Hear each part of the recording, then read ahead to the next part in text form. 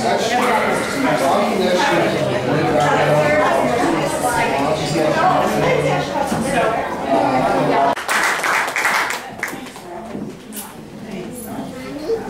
be real quick because I'm hearing a couple of. Bonsoir. And bienvenue. Welcome and good evening. It's great to officially welcome everybody to IJDH's new offices. Just for full disclosure, this whole thing isn't our offices. We've got 2 rooms on the floor, but the rest is the whole building is run by an organization called Still Harbor. And we've got there's some literature about what Still Harbor does, but it's basically a combination of it hosts a bunch of nonprofits doing social justice work. It's also a discernment center for people to explore connections among daily life, faith, and social justice. Is that about right, Colleen? Did I get that right? Yeah. And it was a privilege to be here. I'd like to start off, I recognize a few people here who are close collaborators. I'd first like to recognize John Conley. John, are you still here? Just left out. So we've had a problem with our political leaders. We've had great attrition tonight. John Conley had another event in Chinatown. I tried to hold him off, but he apparently didn't get going. But it's great to have John here. He's been very helpful to us in our work, especially some work that we have Wadra Oj's going to talk about our work on immigration advocacy in the U.S., and John's been talking on that. Some of their other political leaders, Linda Dorsino-Fori is state representative, and she's at the State House right now and talking about casinos. She'll be over when that debate's over, so we're not opening it up for her. And Marie Saint-Fleur from the mayor's office is supposed to be here sometime. Welcome. Glad you were able to make it. Thank you. And I'd like to extend a special welcome to the Haitian community. D'abord, fait une bienvenue spéciale pour notre communauté haïtienne qui est avec nous. And some of our collaborators in the Haitian community, well, Immaculate Elise, who's I've worked with her since probably 1995 or 96. She's the founder of Favilec, which is a women's rights group in Port-au-Prince, and she's now living up here, and we continue to work with her. Manolia Charlatan of Haiti 2015, the Haitian reporter.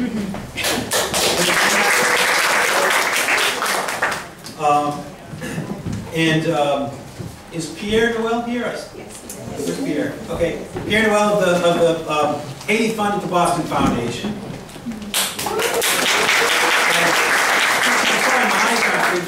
Jacques Daddy-Jean's not here. Oh, there you are. National Technology Center. Did I get that right? Yeah, you're right.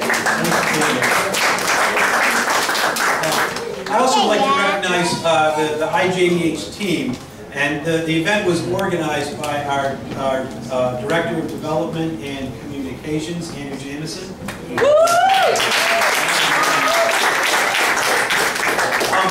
Although Andrea really did great organizing work, the lion's share of the work in organizing this event, everything from sending out invites to preparing the food to setting this up, was done by our legion of volunteers and interns and fellows. And almost everything we do is done because we have very generous people donating their time and their talents. And so could everybody, all the IJDH team, raise your hand, including you, John.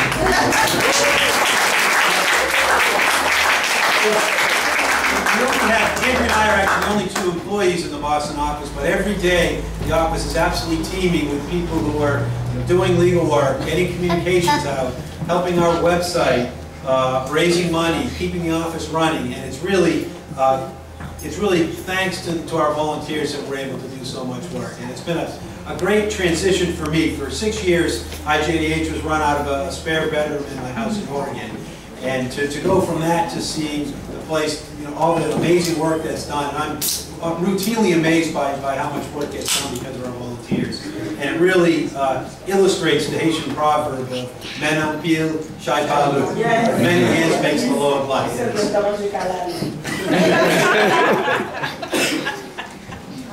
I'd also like to recognize some of our financial supporters, because we were able to do so much work because we have people volunteering time and talent. But you do need money to keep the organization going. And without our financial supporters, we just wouldn't be able to work, nor would we be able to. Our partner in Haiti, the Bureau des Arts Country Nationaux, would not be able to keep functioning. And so, thanks to all our supporters. I'd like to point out a few. There's the Haiti Fund at the Boston Foundation with Karen Ansara and Chris Karen.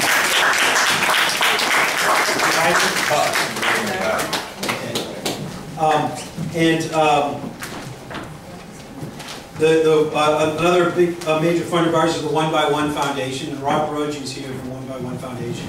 And Rob, can you raise your hand? Rob is also the newest member of IJDH's board. If they might die now. Most of the furniture, not in this room, but if you've been down our offices downstairs, there are 2 rooms. Most of the furniture came from Ropes and Gray Law Firm through the Furniture Trust. And Jill from the Furniture Trust, you here, Jill? Okay. Yeah. Thanks for getting us that. Most of the rest of the furniture came from my mom, Roseanne Concan.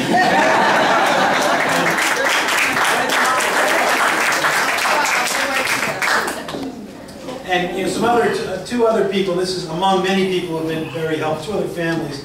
I'd like to recognize the Kelly family and the Duff Wender family, who have been useful. Not only are they very generous donors, but they've been fundraisers for us, advisors, and moral support throughout the whole 7 years that we've had IJDH going.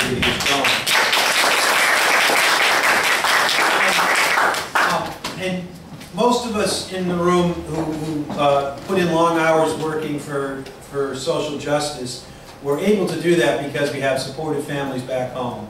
And I'd like to recognize my family, my wife Marcy, son Evan, and daughter Georgia. You guys here? And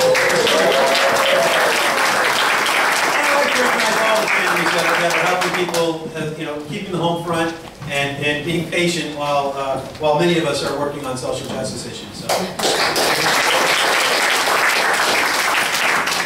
I'd also like to recognize some of our collaborators and our inspiration here. One of the great things about moving to Boston is that there is such a strong community of people of Haitian Americans and non-Haitians who care so much and do such great work for Haiti. And it's just, there's a lot of practical benefits from that, being close to our collaborators, but also just moral inspiration from being around so many other people doing great work. And I'd have to start with Partners in Health. Where's Ophelia? Ophelia's what are the people we have? Anything else here? Fernay. I first went to Haiti in 1995, and when I knew I was going, the first book I read was Paul Farmer's Uses of Haiti, and it's still one of the most useful books for understanding what's going on in Haiti. Not to say don't buy more recent books. But Paul and Ophelia and everybody Partners have been a great inspiration and also a practical example, because we really are trying to do in the legal sphere, what they've been doing so successfully in the health sphere, which is making the preferential option for the poor and really trying to make a sustainable difference in people's lives. I'd also, and Paul also is, we tried to get him here. He's one of the many people who escaped our net. He's a founder of IJDH and one of our board members. I just saw him, and he sent everybody very good wishes. He wishes he could have been here, but he's here in spirit in so many ways. Okay, thank you. I'd also like to recognize Nanette Caniff of the St. Boniface Haiti Foundation, who had a wonderful ceremony last night, marked her retirement after 28 years of leading the St. Boniface Haiti Foundation. So really,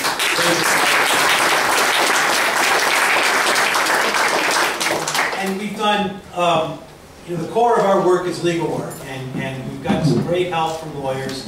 I'd like to recognize two law firms that have been really putting in top-notch work on our project trying to prosecute Jean-Claude Duvalier. And Michael Conley from Miss Levin.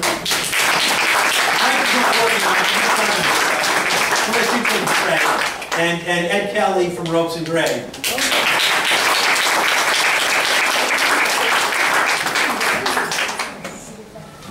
And finally, I'd like to thank the other members of the Still Harbor community. How many do we have? How many Still Harbor people do we have here?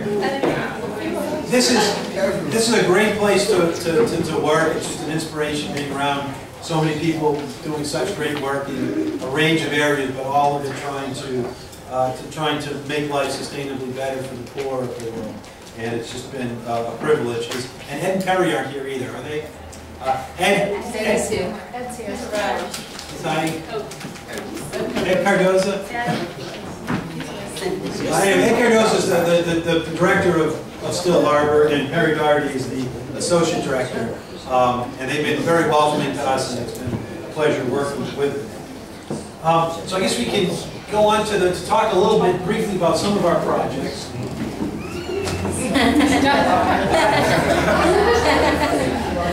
And thanks in large part to being able to move into an office, we've had really meteoric growth, and it's been exciting. Our ability to deliver legal services and to fight for justice in Haiti has improved. 2 years ago, there were 3 of us on the program staff, and now it's up to 18. Of that, 15 of them are in Haiti. And our communication staff went from getting so many emails from us. Many more people are happy about it, and we're blessed with a great communications team that's getting the word out. Our budget's been able to triple over the last 2 years. Our email database in the last year grew 77%, and we're hoping we think that's sustainable. We're going to be able to double it every year or so. And we've had great success. We've launched initiatives in Twitter and Facebook, and we've started a series of podcasts. So if you are on Twitter or Facebook, please friend or connect with us, follow us, and take a look at our website. We've got a lot going on, including information about what's going on in Haiti, things you can do to fight for justice in Haiti, and our podcasts and other analysis. And we really have 3 principles of what we do. When I say we, I'm usually talking about IJDH, which is the US-based organization, but also the Bureau des Avocats Internationaux, or BAI, which is a public interest law firm in Haiti. And IJDH funds almost all of the BAI's operations, and we work very closely with them on all our projects. And together we try to build a rule of law in Haiti. We try to give poor Haitians their day in court, but we also try to bring the fight for justice in Haiti to the international community. And that's both fighting for the rights of Haitians in the United States, and also fighting in the United States for a policy, U.S. policy, towards Haiti that respects the basic human rights of Haitians. And one of the underlying principles of our work is that Haiti's poor bear a disproportionate burden of everything, including a burden of injustice. And on this is a picture of the Haiti's National Palace, which has been emblematic of the damage in Haiti. But 3 people died in that building collapse, and it's kind of controversial how many people actually died in the earthquake, but it was at least 150,000, and that's what's go up to 300,000. And you don't get to those numbers by people dying by groups of 3.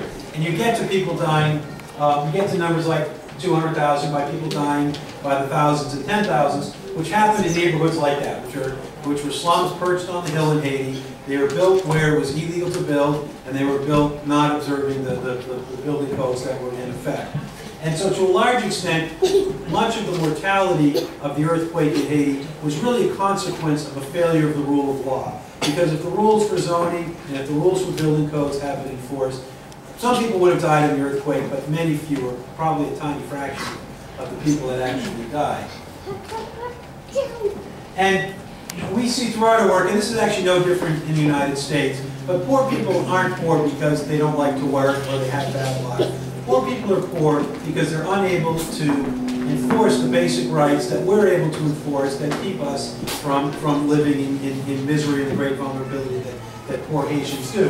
And those includes things like contract rights, property rights, the right to a fair wage, the right of women to alimony, and the right of families to child support, and the right to education. And the failure to enforce these rights, especially things like education and child support and alimony, they really reinforce the cycle of poverty. They prevent people from breaking out of it and creating a better life.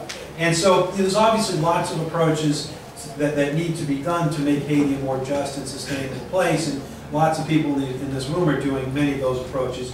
But one of the most important ones is enforcing these basic rights, because until those rights are enforced, Haitians are never going to escape the deep poverty and also the outsized vulnerability to natural disasters. Hurricanes are going to come, earthquakes are going to come, and Haitians need to have the basic level of economic and legal support they need, so that when an earthquake or a hurricane does come, it doesn't kill many times more people in Haiti than it would have killed anywhere else. I'd like to talk briefly about a couple of our projects. One of them, and how we put together our principle of making the justice system work for poor people. One of them is the Rape Accountability and Prevention Project. A lot of us know that after the earthquake, since the earthquake, there's been an epidemic of rapes in Haiti's internally displaced persons camps. And we've responded by working with several, a network of women's organizations to try to provide both a response in the camps, on the streets, and in the courts. In the courts, we filed complaints. We've filed over 70 complaints, and they've led to 45 arrests so far. On the streets, we've done demonstrations for trying to push the government to give better protection. Some of that's worked, and the protection is still not adequate, but there have been better placement of latrines, better lighting, and better policing of the camps, which have made a difference. We also are fighting in the international area. We've been able to bring grassroots women's voices to Congress, to the UN in New York, to the UN in Geneva, and along with some women's groups, we filed a petition at the Inter-American Commission on Human Rights, and the Commission issued an order for the Haitian government to better protect Haitian women and to do a better job of pursuing alleged rapists. Another project we have is the Housing Rights Advocacy Project. Haiti's camps are pretty bad places, but there's worse things, and that's getting kicked out of your camp. And people have been kicked out by the tens of thousands, often illegally, and they have most of them have no place to go. We've been able to work with camp communities. We do a combination of things. Again, we go to court and represent them in court, but we also, and what's actually worked much better, is training them to enforce their own rights and to negotiate with landlords from a position of strength of knowing the law and knowing what their legal rights are. And we've also done some international work on that, and as a result of that, both the Inter-American Commission and the United Nations have issued statements urging the Haitian government to do a moratorium on evictions until adequate alternative housing can be prepared.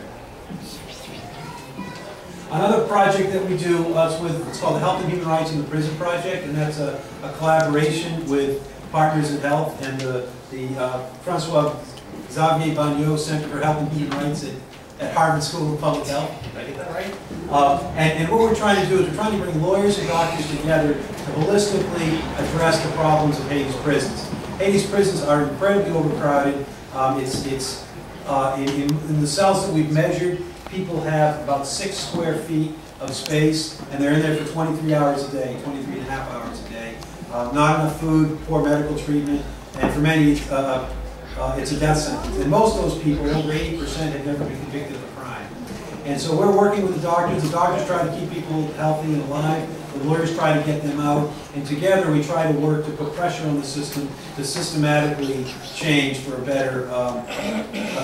better system-wide response to detention problems. Another project we work on, and Roger will talk a little bit more about this, is immigration advocacy. And there's 2 main components to that. One that Roger will talk about is our Haitian Family Reunification Parole Program, and the other is our asylum work. We're also working on the Jean-Claude Duvalier prosecution. We do basically 2 things on that. The first is that we represent victims of the Duvalier dictatorship, and the second thing is we work with the Haitian justice system to help get the judges and prosecutors working on that case the information they need. We help organize the information in a way that will make it that will help them process the case. And so all of this is made possible by IJDH's generous donors and collaborators, and including many people in this room, and I really thank you deeply for all your support.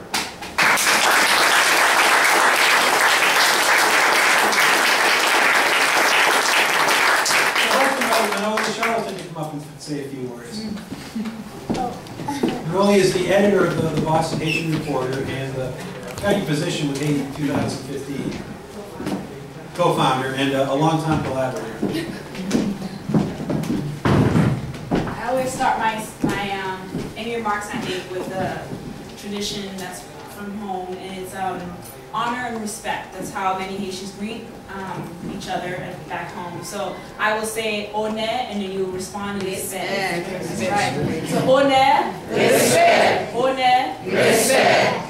It is a privilege of mine to stand in front of you in support as a collaborator to Brian, and I love telling the story over and over again, but Brian, I'm sure, doesn't get tired of hearing it, is how we met. I have been following Brian's work for quite some time, and during the JFK Library Change We Can Believe In forum, when after the forum, Brian was on the panel and everyone was rushing to capacities, I think. I first want to bring Representative Linda Docena Forey, and I have to say I'm so glad I'm not having to cast that vote today. Just voting in casinos, which is not one that I've ever actually embraced, and my boss, current boss, actually is very supportive, so I don't have to cast that vote. But as I think about the work that Brian is doing with his team here and the team in Haiti, because you can't do it without partners in Haiti if you really want to bring change to Haiti. Haitians have to be central and very much involved in what's going on, and I always want to reach out and thank people who actually respect that, because there's a whole lot of dollars flowing, but not many people respect that premise. Because we all leave. I always tell people I fly in and I fly right back home. This is home for me, right there in Upham's Corner. And so we need to make certain that people who live in Haiti are able to take their own destiny. And I, as a Haitian, even as a Haitian American, can't make decisions for people in Haiti because I don't live with it day to day. And I don't presume to know more about their lives than they know themselves. And so therefore we need to make them real partners and leaders in whatever it is that we're doing. So I do commend you for the work that you're doing in that way. Because you have embraced that concept as Partners in Health has come through, and I just appreciate that. Society cannot function without a recognition and a respect for rule of law, period. And we have a total breakdown of that in Haiti at the moment. And so as we work on things, I kept seeing systems, systems, systems. At the end of the day, if we don't really impact that system, then we haven't done anything. And so I thank you for being focused on that piece of it too. But the other end of it is you're doing it with day-to-day people whose lives are being changed as you move that system forward. And so I thank you and thank you and thank you. So all of you who are doing this work, I thank you as a Haitian American, as a human being who understands the impact that that January 10th earthquake, January 12, 2010 earthquake had on the lives of Haitians. But understand that the problems of Haiti did not start on January 12, 2010. It is a continuous problem that's been going on, and what we see is the result of great many symptoms. And so each of you who are doing work with real people on the ground every day, moving systems, and government must be engaged because we couldn't function without government, right? And so therefore, if we all keep saying that you're not going to change it, then we're going to leave the same problem. And so therefore, we have to push them to do what they ought to do. Remember, at one point, we were the Wild Wild West. If we go back and take a look at our own history, we had to bring ourselves to a place where we respect the rule of law, and that everybody did not have to have their own gun in order to defend themselves. And so it was the rule of law, and I know I'm a lawyer too, and I see my colleague. I was so happy to see Michael Connolly again from Mint Levin, a lifetime ago, I'm going to talk about, because, you know, having clerked with him and understood the importance of the rule of law in the lives of people right here in the city of Boston, you're bringing that for folks in Haiti is totally embraced. I want to recognize also, and I know Karen might be coming up, but Karen, if you're not coming up, I also work with the Haiti Fund, and they're another organization that does this for us every single day. And they respect the Haitian community in ways, and that not every Haitian is corrupt. Because if you listen, all right, because if you listen to the hype, we're all, you know, that's what we do. Well, I'm here to tell you, there's a whole lot of us who are not and who believe that we can make a difference. And there's many of you who are friends of Haiti who understand that and continue to support us and along the way. And those of you who've gone and seen the Haitian people, I came to understand and learn about the Haitian people the past 4 years of my life. And I don't talk about the folks who have it. I always say folks who are in the United States, you're not really Haitian. I went back there and I met the Haitian folks. And they are some of the most dignified people I've ever had the privilege to meet. And they can teach us a thing or two about humanity and respect for each other and love for one another. And those are some of the things we take for granted. And as we sit in this wonderful home that was once a convent, I think God's work's getting done here.